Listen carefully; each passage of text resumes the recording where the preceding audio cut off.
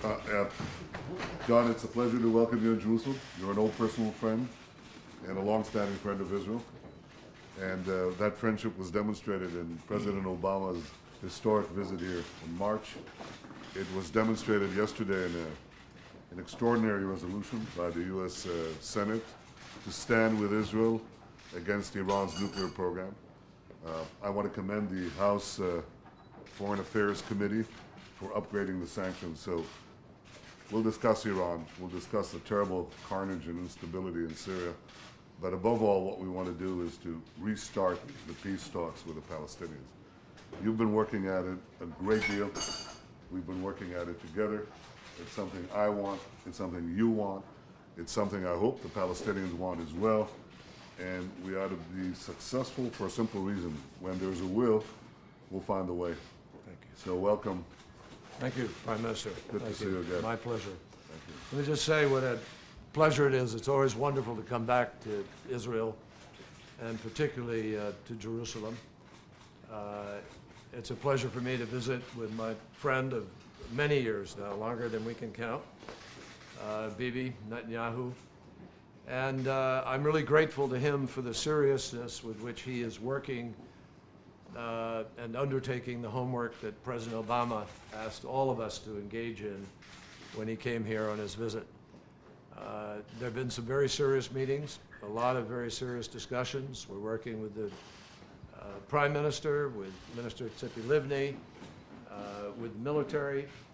General John Allen is here on the ground, working with his counterparts on the issues of security. I would reiterate that the United States of America is committed now, as it always has been, and will be, to the security of Israel. And the security of Israel is paramount in our discussions with respect to a peace process.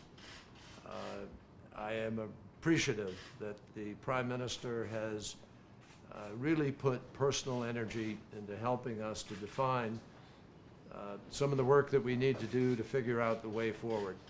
Let me just say to everybody, I know this region well enough to know that there is skepticism. In some quarters, there is cynicism, and there are reasons for it. There have been bitter years of disappointment. It is our hope that by being methodical, careful, patient, but detailed and tenacious, that we can lay out a path ahead that could conceivably surprise people, but certainly exhaust the possibilities of peace. That's what we're working towards, and I thank the Prime Minister for his serious commitment to this endeavor. On Syria, I just came from a meeting in Amman with 10 other ministers. They all agreed and are committed to try to move towards a negotiated solution.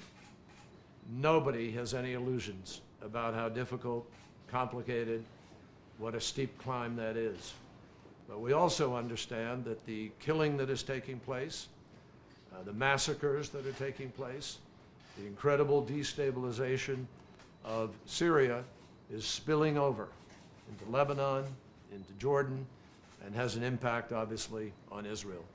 So we have an obligation to try to see if we can implement Geneva I.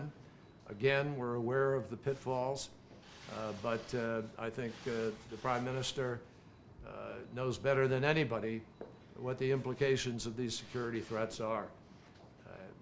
S-300 missiles coming from Russia or other countries, from Iran, missiles, are destabilizing to the region. The United States is committed, not only in its defense of Israel, but in its concerns for the region, to try to address this issue. So, Mr. Prime Minister, thank you. Thank you, John. Great to be with you. Thank you. Thank you.